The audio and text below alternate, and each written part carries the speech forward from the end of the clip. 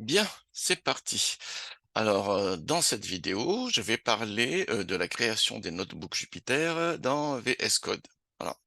Alors cette vidéo peut servir à tout le monde, mais je m'adresse en particulier ici, pour le coup, aux étudiants du master 1 informatique que j'ai en TD lundi matin, ce lundi-là. Voilà. Alors, habituellement, quand je travaille avec les notebooks Jupyter, j'utilise soit Jupyter Notebook, soit j'utilise, Google Colab. Enfin, vous utilisez, je vous laisse le choix d'utiliser, moi l'outil ce n'est qu'un outil, hein. Voilà.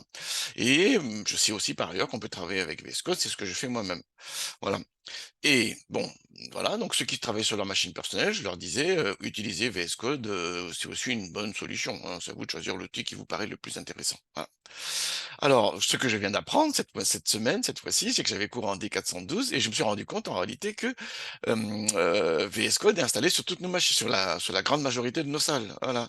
Et donc, du coup, on peut aussi utiliser dans nos salles VS Code sans avoir installé, ce qui est impossible de toute manière, on peut pas installer. Voilà. Donc, on peut l'utiliser en réalité. Donc, ce que je montre ici, c'est que comment on va créer un notebook Jupyter avec VS Code en passant par les extensions. Voilà, parce qu'il y a des extensions qui va installer en fait au passage, et il faut qu'on soit vigilant là-dessus. Ça, c'est le premier point que j'aimerais montrer.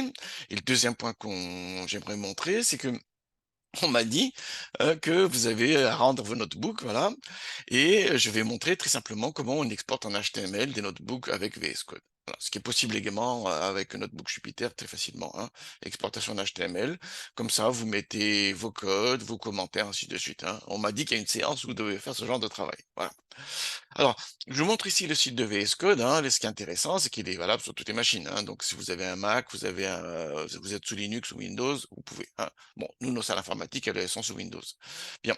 Donc, dans nos salles, c'est déjà installé. Donc, vous n'avez pas besoin d'installer. En revanche, si vous êtes sur votre machine personnelle, il faut l'installer, bien sûr. Une fois que c'est fait ça, voilà. Et ce qui se passe, il faut le lancer. Alors, il y a 2 manières de le faire. Alors, ce qui est intéressant ici, enfin, ce qui m'intéresse ici en tous les cas, c'est de l'utiliser en conjonction avec la distribution Anaconda. Donc là, il y a 2 manières de le lancer, voilà. Ou bien, je clique, hein, voilà, vous lancez ici le navigateur d'Anaconda et vous le lancez à partir d'ici. Vous avez bien vu, hein, il est là. Voilà, VS Code est là. Ou bien on fait notre book Jupyter, hein. Voilà, on est bien d'accord, hein, les 2 outils sont disponibles, hein, ces 2 outils-là seront disponibles, hein, justement sur nos salles, hein, sur les machines de nos salles informatiques. Voilà. Donc on peut lancer ici VS Code, c'est une première solution. L'autre solution, c'est de lancer directement à partir d'ici, hein. Donc vous tapez, Visual Studio Code, voilà, il est là et vous le lancez. Très bien. Une fois qu'il est lancé, moi, il se lance l'autre. Voilà, maintenant il est là. Bien. Alors, il m'a dit module linguistique pour la PAC d'affichage en français. Non, bon, j'en ai pas besoin, donc moi je laisse ça, mais vous pouvez, hein, il n'y a pas d'enjeu là-dessus. Une fois que c'est fait ça, donc on va créer notre premier notebook. Alors j'avais créé un dossier ici, démo, voilà, qui est vide pour l'instant, hein, il est là, voilà. Et on va créer le notebook là-dedans, et le notebook, c'est un fichier IPNB. Voilà, c'est ça qui est important, hein. Les notebooks Jupyter, c'est IPNB, Python Notebook. Donc allons-y, donc je vais enlève le welcome, on n'a pas besoin. File, new file, voilà. Et nous, on va créer un fichier, donc je vais mettre exo1 par exemple, voilà, .ipnb. Vous avez vu, hein, IPNB. Je valide, il me dit, tu veux le mettre où ton fichier? Ben, je vais le mettre sur le répertoire démo. Je masque, on voit tout. Voilà, exo1, IPNB. Une fois que vous avez créé votre fichier, voilà, il vous dit, ah, est-ce qu'il faut installer l'extension Python? Oui, j'installe l'extension Python. Donc il va l'installer là, il est en train d'installer, sinon on peut pas fonctionner, on est bien d'accord là-dessus.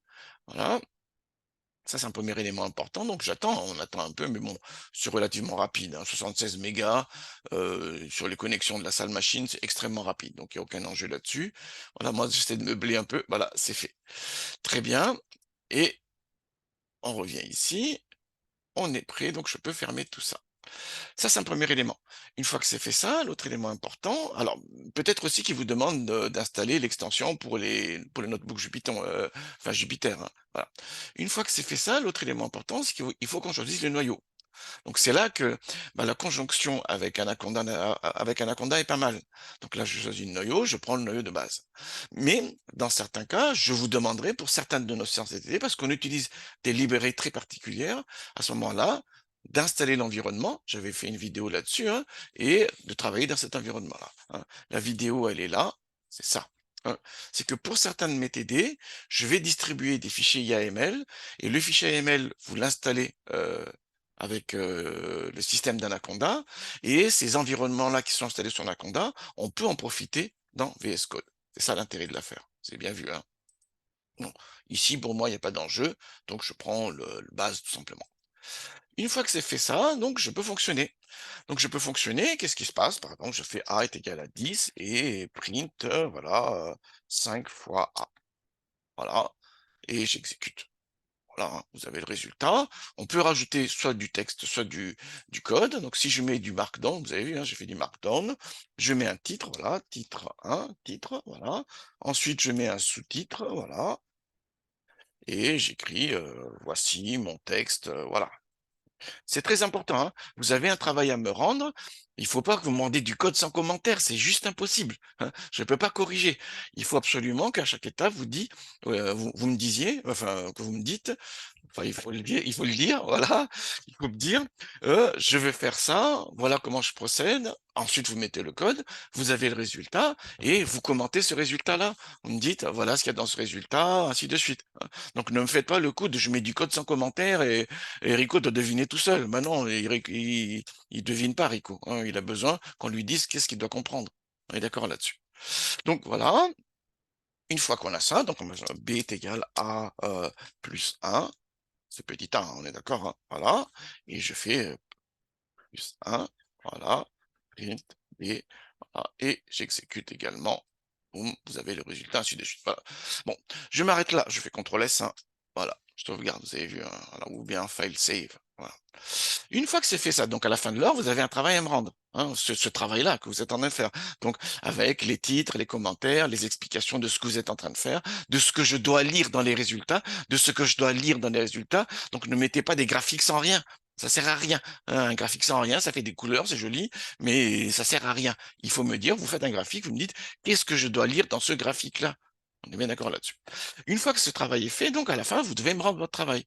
Donc, le plus simple, simplement, c'est de l'exporter. Donc, vous allez là, vous allez sur Export, et le plus simple, c'est HTML.